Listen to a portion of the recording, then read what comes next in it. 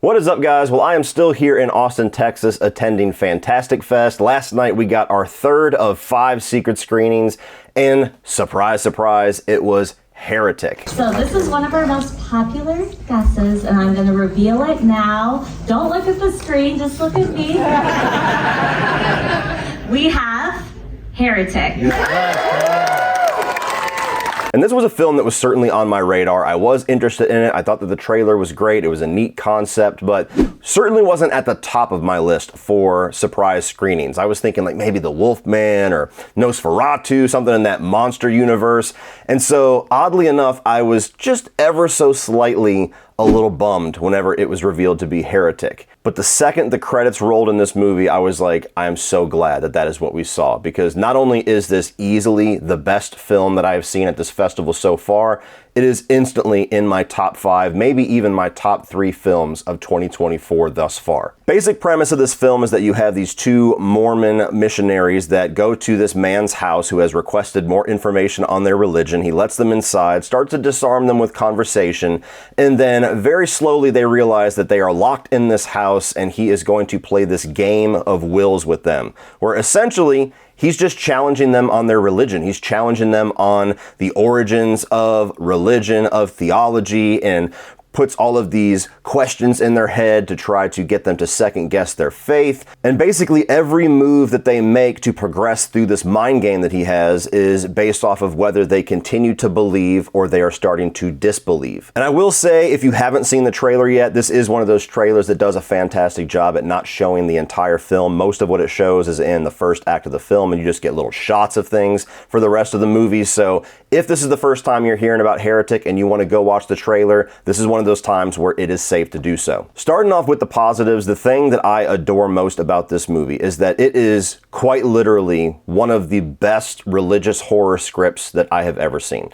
This is a movie that is written so tight and also so smartly with the way that it attacks its subject matter, that it's constantly putting the audience as well as the characters in this situation where it's getting you to question things. It's getting you to question faith, whether you're religious or not. It's bringing these really interesting conversations to light, but it never slips into sacrilege. Now, I'm not somebody who's overly religious myself, but I have a lot of family, a lot of friends, a lot of peers in this space that are very devout, very religious people. And so I'm always very sensitive to trying to discern movies like this, whether they're going to be offensive or they're going to be uncomfortable for people that do have a faith in a religion. And I honestly think that this was brilliantly made to not step on any of those toes. You have the one character here, the antagonist, who is certainly attacking religion from a point of conversation, from a point of questions, but the movie is also very much based on the power of faith, the power in your belief, and how you personally see things. And all the way to the credits, it leaves that open where you as the viewer can decide for yourself, much like the characters in this movie, whether the case made here has compelled you to maybe question your faith or whether it has just strengthened your faith by the end of it. And the way that it utilizes dialogue is one of the most unique aspects of this film, because this certainly does have some scares. It does have some things in the second act and the third act that make it definitively a horror film. But the vast majority of the horror in Heretic is derived through conversation. It's derived through the dialogue. It's derived through this back and forth between Hugh Grant and these 2 girls, and him raising questions, him using these pop culture references as like kind of these analogies for religion, which is also very funny that I'll get into. But the way that they get you uncomfortable, on edge, and at the edge of your seat just through hearing the dialogue and hearing the charming way that Hugh Grant brings about these very, very large ideas and these very terrifying concepts. That's the brilliance of this movie. And that's something that's so refreshing. For most of us that watch horror all year long, that's one of our most common complaints is like, can we get a movie that's not just jump scares? Can we get a movie that's not just startling us with these needle drops of the score? Like, can we get a movie that actually starts to scare us by its concepts, by its ideas? And this is one of those movies. Got to give it up to Hugh Grant. He was the thing that popped the most about this trailer, and I have not seen any previous work that he has done in the horror genre. I know he's done at least 1 or 2 of them before, but this is definitively my favorite horror performance of 2024 thus far. The way that Hugh Grant is so effortlessly charming and disarming and charismatic while being so evil and sinister and like with a smile on his face. There's very few scenes in this movie where he has an antagonistic look about him or a sinister look. Damn near everything that he is doing, he's doing with this jovial sense where he's very lighthearted and he's smiling and he's having fun, and it's all through his charm. And that was just such a wild thing to see for how creepy and how effectively just disturbing his character is as the movie progresses, and he never devolves into any kind of like a traditional antagonist, was so unique. And Sophie Thatcher and Chloe East play your two Mormon protagonists here, and I thought they played off each other great. You have Sophie Thatcher, who's more of the hard-edged character. She's the one who's a little bit more bold, the one who's actually challenging Hugh Grant throughout the movie. And then you have Chloe East, who is much more of the innocent of the two, the one who's more scared, the one who's a little bit more afraid to step on toes. And the way that those two bounce off of each other, challenge each other, their two approaches having certain successes and failures as they're trying to navigate Hugh Grant and the situation. They were just really well-rounded characters that you invested yourself in, that you cheered for, and brought a lot of really interesting dynamic changes throughout the movie. Scott Beck and Brian Woods were the writers and directors here. Now, they have previously written A Quiet Place, which I'm a big fan of, but they also directed 65 from last year, which I was not a fan of at all. So I didn't really know what to expect with their names attached, because I was kind of at like a 50-50 track record for them. I think this is their best work, certainly as a director, but even as a writer. I mean, the way that this script was so tight, as I've said, is something that had to have been a painstaking process to go through to attack such sensitive topics in a way that's very thought-provoking, but never leans into anything that's like overtly offensive or overtly sacrilegious. But on the directing side, there's a lot of really cool shots in this movie. There's a lot of very simple tricks where like they have something that's being rotated, and rather than the camera staying on it and having the reveal of the front of it, the camera follows the back of it as it's rotated. So you actually see the character's response and reaction to what has been revealed before you actually see the reveal. There's a shot that you see in the trailer that's really neat where it almost looks like the top of the house is cut off as they're navigating this floor like a maze, and you just get to see inside of it.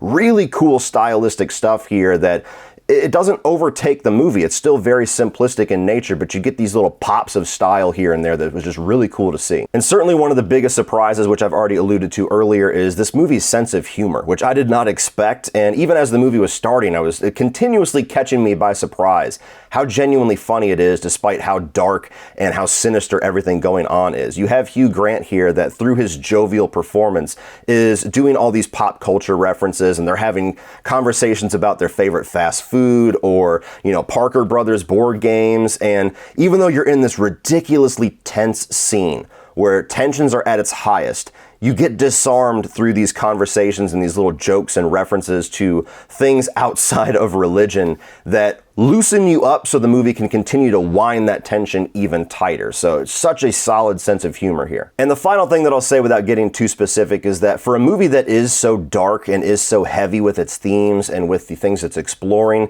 there's actually a really surprising, hopeful nature to a lot of the things that they're exploring too, especially towards the end of the film. Like, there's a certain visual that you get in the third act that is such, I hate to use this word because I feel like it's overused, but like it's such a beautiful note to put into that scene where you have all of these really dark things happening, and then there's just this visual that gives you this glimmer of light. It leaves room for faith and for belief to be in there through just visuals. And so we actually had a girl that I've been hanging out with this group at Fantastic Fest that literally was brought to tears by the end of this film. So it is something that it has a powerful nature to it that is also as surprising as the humor. Ultimately, the biggest thing that I love about this is that I love smart religious horror. I'm somebody that movies like Frailty have stuck with me for more than 2 decades at this point. And it's a movie that I constantly champion, I constantly talk about, because it feels so unique within this subgenre of horror, where so often when you go into the religious side of horror, it leans into exorcist ripoffs, it leans into sacrilege, it leans into fanaticism. And while those can be entertaining depending on the execution, I much prefer movies like this that take a very smart approach to everything, that are actually a thinking man's horror film, that are actually thought-provoking. So if that's your type of movie, if that's your type of horror, this is going to be easily one of your favorite films of the year. Now, as far as the negatives, I gotta be honest with you. I really struggled to think of anything that I disliked or anything that I was kind of on the fence about with this film when I first walked out of the theater. And that's always the times where I'm very adamant about sleeping on it, not going home and reacting immediately in front of the camera with the high of just seeing it at a premiere still in my system. So now that it's the next morning, thinking it over, I still don't really have much of an issue with this film. Like, I have only given one new release that I can remember a 5 out of 5 in the 8 years that I have been on YouTube. And this damn near was going to be the second one. But there is one thing that, as I've sat and thought about it more, could have maybe been done a little bit better for my experience. And I even think this element is going to be what most people are going to point to that don't have a phenomenal experience with it or dislike the film or walk away a little mixed. And I can't get into any specificity with it because it deals with third act stuff, but I'll just say that there's certain reveals about the true nature of what Hugh Grant is doing here, kind of like the reveal of what his master plan, what he's ultimately trying to say by the end of this film. And it just raises a lot of questions that are certainly interesting, and I would not want to see a version of the movie that tries to over-answer all of it, but it doesn't really give you much of an answer for quite a bit of it. And while I do think that leaves a lot of room for interpretation, it leaves a lot of room for you to fill in the gaps yourself, which I do enjoy, there are certain aspects to it where I feel like I did need to know a little bit more to make complete sense of what his plan was, how long he's been doing this, what his ultimate goal is, how long he plans to be doing this, things like that. So there are some unanswered questions in the third act that I think I would have preferred maybe one or two of them to be answered a little more definitively. All in all, guys, this is absolutely my type of horror film. I'm so excited that I get to tell you guys about it, and I get to pump you up for it even more because I haven't heard a lot of buzz for this, but it absolutely should be on your radar if you're a fan of this type of film. It's easily in my top few A24 films, probably my number 2 right now, only behind X. I loved it that much. So as the guy that is always telling you guys to take early reactions and, festival reactions and premiere reactions with a boulder of salt, trust me, this is one of those times where it merits the hype. It merits the words that are being said about this film. It is that fucking good. Well, that's it for this one, guys. If you enjoyed that, please click over here for all of my 2024 new release reviews. I'm also going to put a playlist up here of all the films I've covered from Fantastic Fest thus far, and I'll continue to add to that list as the week goes on. Like, share, hit that subscribe button so you don't miss everything in the future. And as always, remember, opinions are like assholes, but that doesn't mean you have to be.